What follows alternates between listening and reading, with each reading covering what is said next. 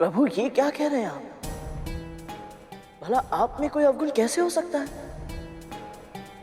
तुम एक भक्त की दृष्टि से देख रहे हो गरुड़। एक स्त्री की दृष्टि वो भी देख सकती है जो कोई नहीं देख सकता। और जब उसे अपने जीवन साथी का चयन करना हो तो सर्वश्रेष्ठ से कम कुछ भी स्वीकार करने का प्रश्न ही नहीं उठता। तो फिर ठीक है प्रभु, आज मां के स्वयंवर से यह सिद्ध हो जाएगा कि आपके भीतर ना कोई खोट है ना कोई अवगुण। इस समस्त संसार में आपसे उत्तम पुरुष कोई हो ही नहीं सकता। सर्वश्रेष्ठ है आप। गरुड़ सही कह रहा है प्रभु, आपको चिंता करने की तनिक भी आवश्यकता नहीं है।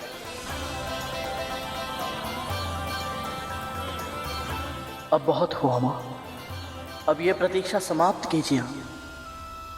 क्षमा कीजिए, मैं आप में से किसी के साथ विवाह नहीं कर सकती।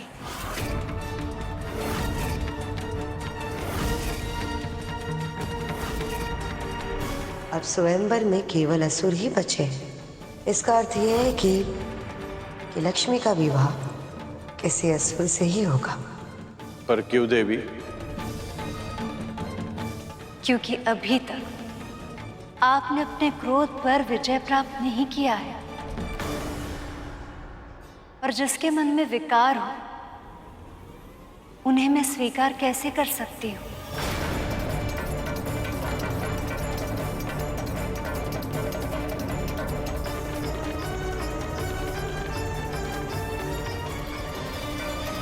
देवताओं और सप्तऋषियों तक में अवगुण खोज लिए हैं इन्होंने। यदि हमारी ओर देखेंगे तो अवगुणों की सूची इतनी लंबी बना देंगे जैसे वासुकी की पूंछ।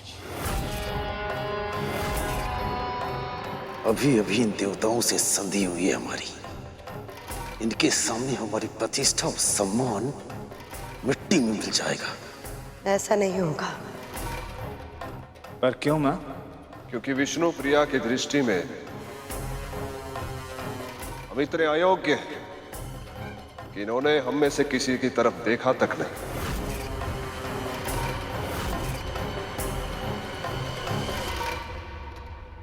इन असुरों की उपेक्षा करके मां ने बहुत अच्छा किया। इन दुष्टों के ऊपर मां की कृपा दृष्टि भूल से भी नहीं पड़नी चाहिए। मुझे नहीं पता था तुम्हें असुरों से इतनी चिढ़ है। मुझे हर उस प्राणी से चिढ़ है भैया जो मां और धर्म का सम्मान नहीं करते। मुझे भी गर्व है।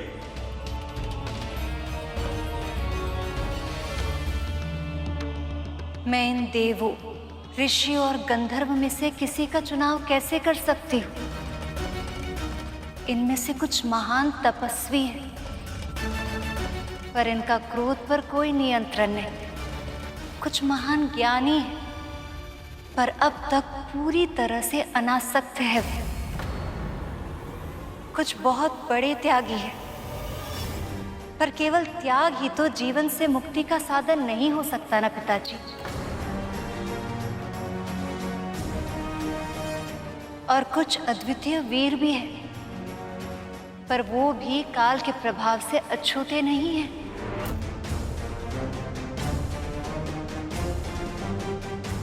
पिताजी, मुझे ऐसा लगता है कि यहाँ ऐसा कोई भी नहीं है जो मेरे पति बनने के योग्य है।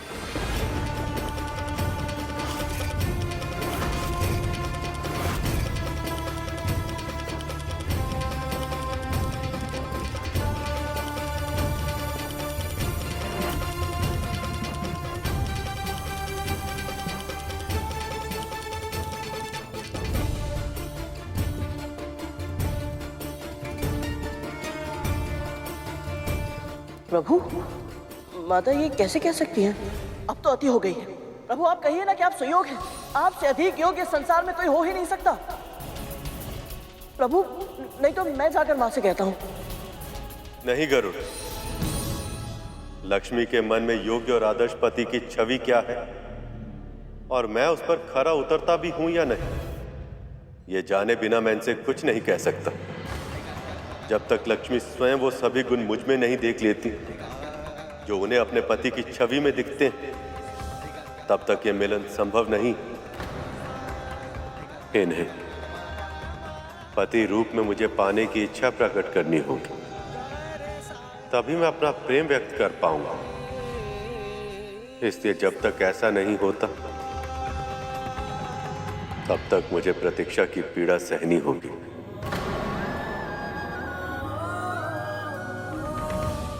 मुझे इसी बात का भय था प्रभु कि ये स्वयंवर आपकी उदासीनता का कारण ना बन जाए।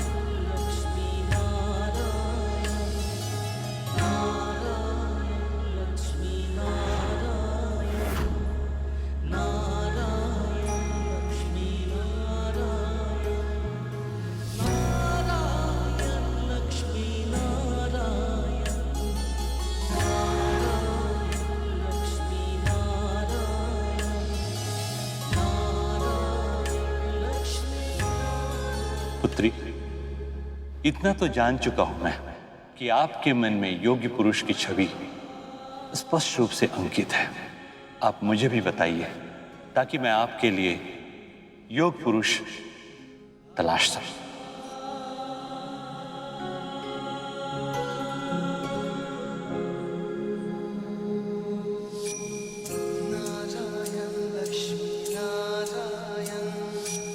हम क्या ढूंढे इस परम ब्रह्म को जो ये सारा संसार चलाए। ये विरह भी हरि की लीला थी, अन्यथा कैसे बिछड़े वो जो एक श्वास में लक्ष्मी नारायण कहलाए।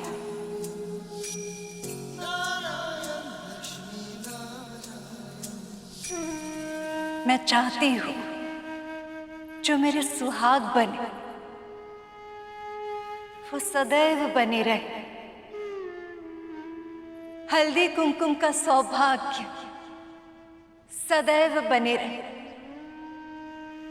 और मेरे जीवन में कभी भी कोई सौत ना आए,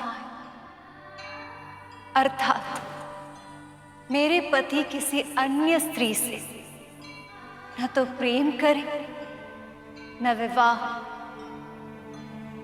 जो मेरे वर हो उनका वैभव सदैव रहे, जो अजन्मे हो, जो अमर हो, जो दीन दुखियों के साधु संतों के रक्षक हो, जिनके कारण धर्म की स्थापना हो, जिनके हृदय में प्राणी मात्र के लिए दया की भावना हो।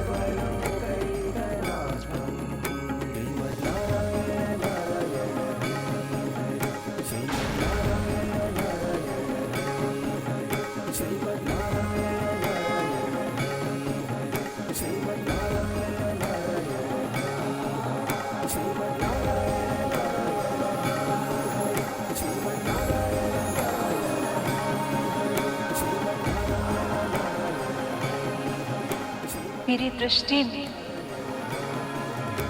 संपूर्ण सृष्टि में ऐसे केवल एक ही पुरुष है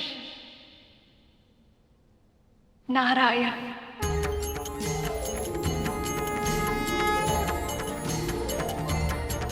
लेकिन मैं इनसे ये जानना चाहती हूँ, इनके जीवन में मेरा स्थान कहाँ होगा?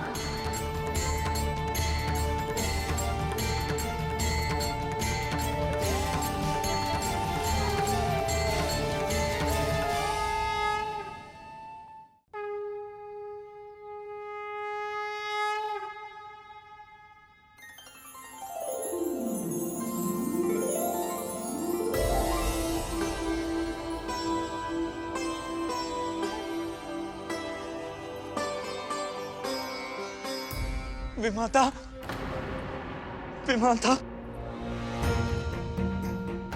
हमसे बहुत बड़ी भूल हो गई विमाता, हमें क्षमा कर दीजिए। ये क्या कर रहे हो तुम दोनों? उठो, उठो। क्षमा क्यों मांग रहे हो? सत्य ये है कि भगवान दत्तात्रेय ने आपसे पहले हमें दर्शन दिया था। हाँ विमाता, वो तो सिर्फ आपकी परीक्षा ले रहे थे। इसलिए जब भी आपको आवश्यकता थी हम सहायता करने का प्रयास करते थे। तभी हमें पता चला कि आप तो हमेशा से ही सही थी। हमारी माँ ने आपके साथ कितना दुर्व्यवहार किया था, और हमने भी अतीत में आपको कितना तंग किया था ना। हमें क्षमा कर दीजिए विमाता, हमें हमारी भूल का आभास है।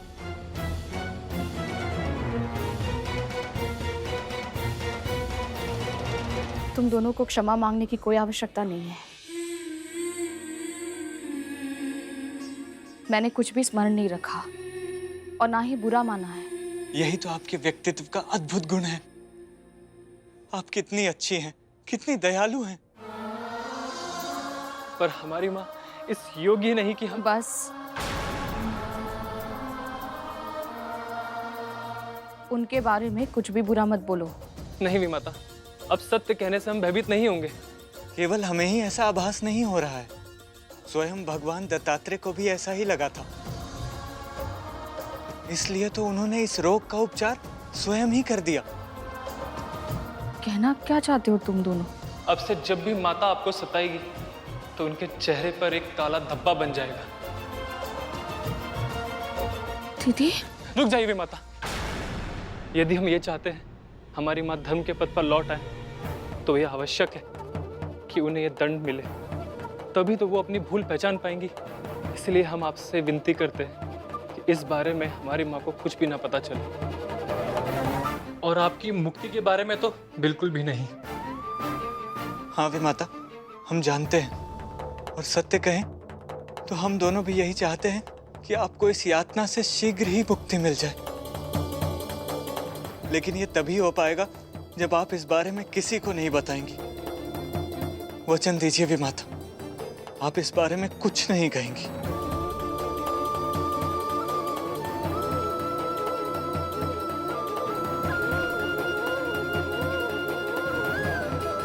भगवान दत्तात्रेय ने सही कहा था। मेरे सुख के दिन आरंभ हो गए हैं। बस किसी तरह मैं इस प्रसन्नता को शीघ्र ही अपने पुत्र के साथ बांट पाऊं। आपका केवल एक ही स्थान हो सकता है देव, मेरा हृदय, जो बहुत लंबे समय से आपकी प्रतीक्षा कर रहा है।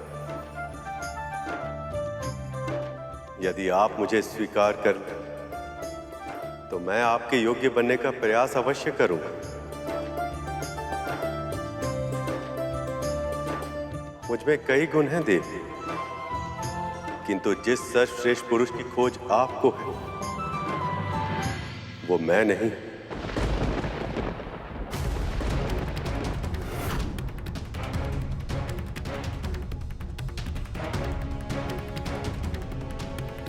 क्योंकि मैं तो सर्वश्रेष्ठ तब तक नहीं बन सकता जब तक आप मेरे साथ ना हो। आपके साथ के बिना मैं अधूरा हूं देव। आपका साथ ही मुझे पूर्ण बनाता। मेरा उत्साह आपकी मुस्कुराहट से, मेरा बल आपके प्रेम से आपका पति बन मेरा सौभाग्य होगा देवी।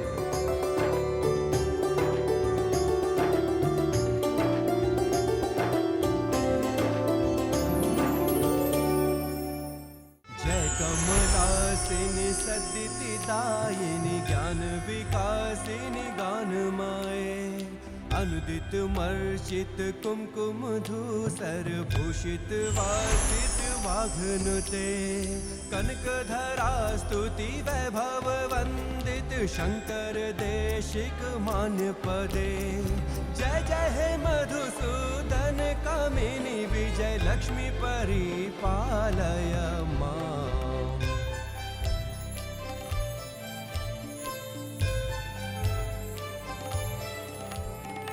प्रणत सुरेश्वरी भारती भार्गवी शोक विनाशिनी रत्नमाए मणिमय भूषित कर्ण विभूषण शांति समावृत हास्य मुखे नवनिधि दायिनी कलिमल हारिणी कामित फल प्रद हस्तयुते जय जय हे मधुसूदन कामिनी विद्या लक्ष्मी सदा पालय मां।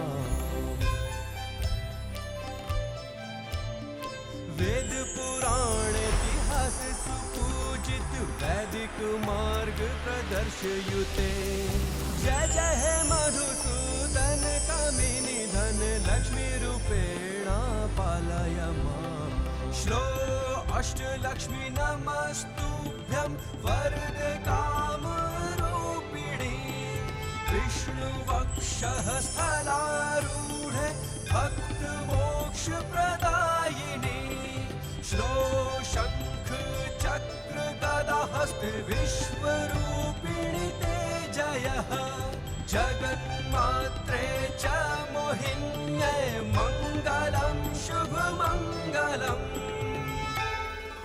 लक्ष्मी नारायण की जय, लक्ष्मी नारायण की जय, लक्ष्मी नारायण की जय, लक्ष्मी नारायण की जय। प्रभु, देवी, मेरे दिए हुए श्राप के कारण आप दोनों को वियोग सहना पड़ा। उसके लिए मैं क्षमा प्रार्थी हूं।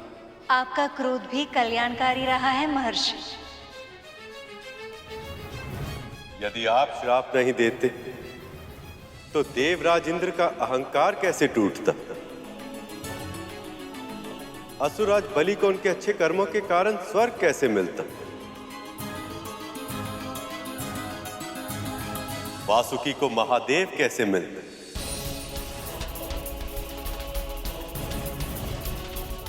और संसार को वो अमृत कैसे मिलता जो शीघ्र ही उन्हें मिलने वाला?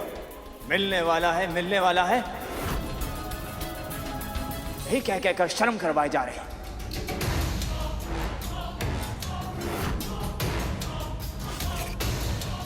पर मिलेगा कब?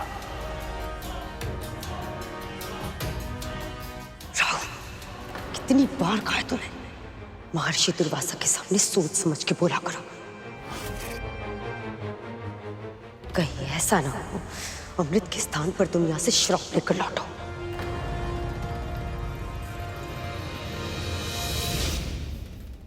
देवी, जब आप लौट ही आई हैं तो अपनी कृपा दृष्टि का आशीर्वाद देवताओं को भी दे दीजिए।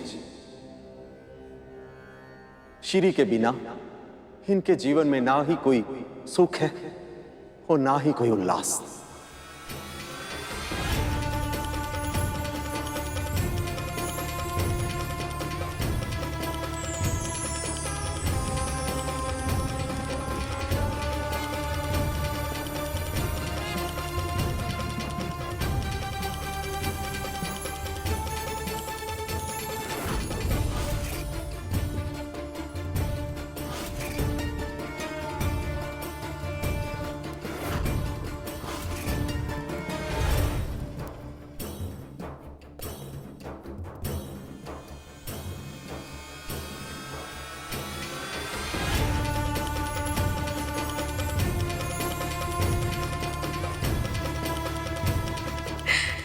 धन्यवाद देवी, अशेष धन्यवाद।